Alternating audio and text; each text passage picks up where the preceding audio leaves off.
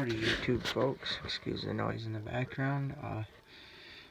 Somebody had seen the video for the smaller radio I had, the wood box, and I wanted to show the second wood box because that person really liked that radio and I thought I would show them the second wood box.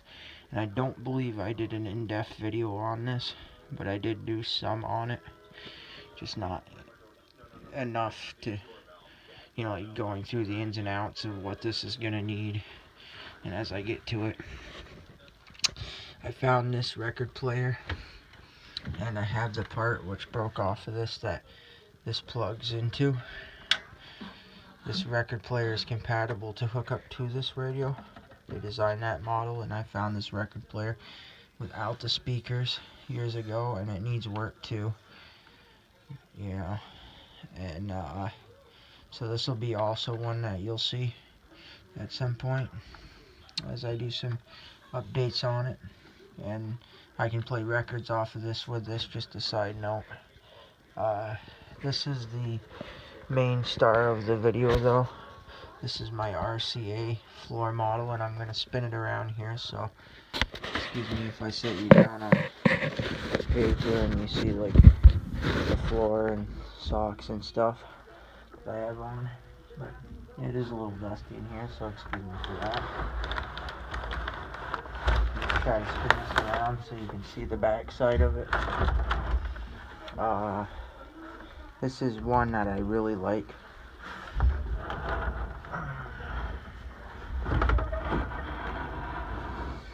I'm gonna see if I can get a good view of the back side. See, I kind of had buried this now. Let's see if we can just kind of get an overview. You can see the back side of it. It is barely. It's a little dark. Let me dig it out some more.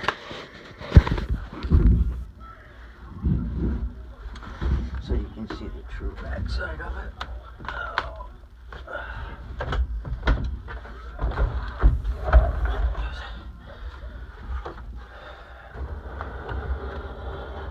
There we go. Sorry for the staring at the floor next time. This is the back side of it, and that's the internals. Again, I'm going to replace capacitors because I think instead of getting them recapped, which I've been told, and getting them rebuilt is a smarter option because they're already done. You know, they're brand new and you don't have to worry about them. Some people say get them recapped and stuff, so you can pop them back in, but I just assume get new ones and know that they're good instead of buying used. I've always had a thing about used, and most people, collectors, are diehards and they want the original, and I am a diehard collector, but not in that retrospect. They're like super diehard fans that like everything's original, and granted I'm kind of the same, but to an extent I know when things should be replaced. Yeah, again, anyways, it is cheaper, but still, I wasn't enough about that. Anyways, here's all the tags, like I was telling you in a video before. You probably won't see it because it's dark, but this one does have a diagram on this side. It's just so dark in here. I don't have a working flashlight, or I would. I'll show you it. Anyways, there is one of those diagrams, and that was just my opinion, but when I looked at the diagram, I did not find it in it at all. I use that, you know, helpful, because it was just kind of like a drawn schematic, lines and shapes. So it was confusing for me at first, but once you get to figure out the routing by hand and you can correlate it with the diagram, then you start to decipher the diagram a little better and say, okay, this must be this on slot A over to slot B and so forth, kind of deal. So as you progress on these, you will get figuring them out better. Yeah, as I said in the other video, magneto, because I was or mag. I was kind of confused. It's like a either electric mag or a solenoid, I think they call it. I'm pretty sure it's like an electric mag, but correct me if I'm wrong. The last video I was just like trying to think of what it was too. I don't always remember the names of these things. For say, I just know certain parts and am fairly good at repairing them. Not by all means a master. Again, this is the tags. This is an 811K model RCA, so again, that does not date. What I probably didn't state in the other video is it does not date. The model doesn't date these either. People want to, because you could take the 811K and say, okay, this was made in, say, 81 as the first. But we know that this wasn't made in 81 because this is way too antique looking to be made from 81. For one, you can tell that. Even though the plastic face is reproduction. And then, which was done in the 80s. And then, of course, you could say, okay, the 11 stands for 1911. But we know this is newer than 1911. Just by looking at it, because I don't believe this would, 1911, a radio would have looked this advanced.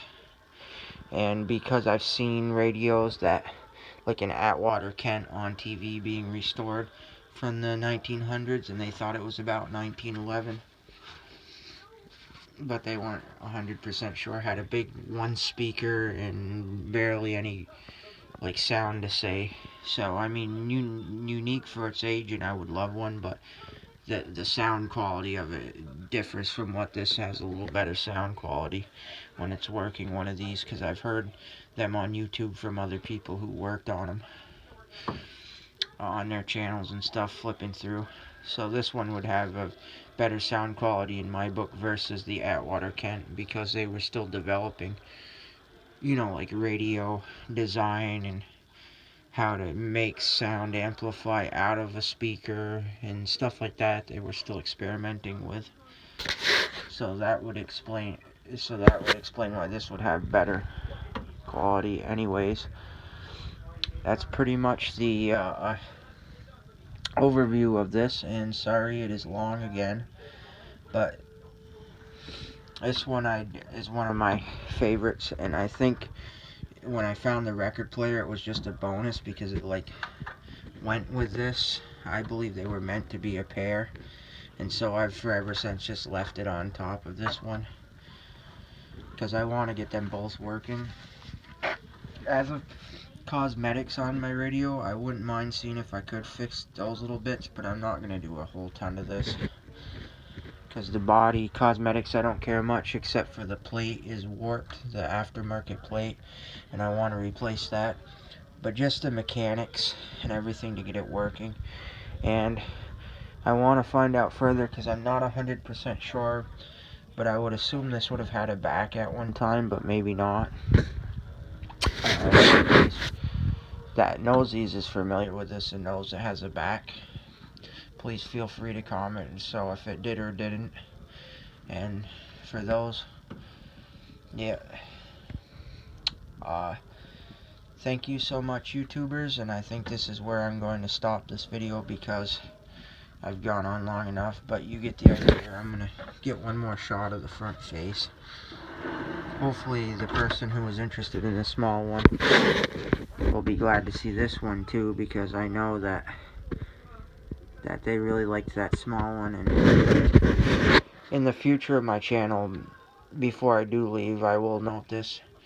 Be prepared to see more of these because I will definitely be looking for more wood cabinet radios. I love wood cabinet radios and wood cabinet TVs if I can find some. I love these things. Just the quality of the wood they used. And granted, they put like a veneer top on it. What is it like? Yeah, I think it's called veneer top is what they call this. Anyways, anybody who knows what it actually is can correct me in the comments. Feel free to do so. But I just love this finish, and the curves on this radio are just nice curves. The overall design was thought out versus today's radios are not thought out, but this design right here was thought out. It's got the perfect curvatures, almost like I guess I would say Art Deco is probably the best way to put this. And then the knobs are just unique in how it spins. Like that knob spins like that, and then these turn, and it's got like 2 knob system, so you can spin it from either, which is pretty neat. And the dials on these clock almost. And then the light that lights up the dash. Anyway, this is way too long, and now I gotta cut it before I get too in depth on this any further. But you will see future videos on this. Thank you, YouTubers. Have an excellent time. Whatever it is, wherever you are, keep your heads up, stay strong, and see you next time. Bye.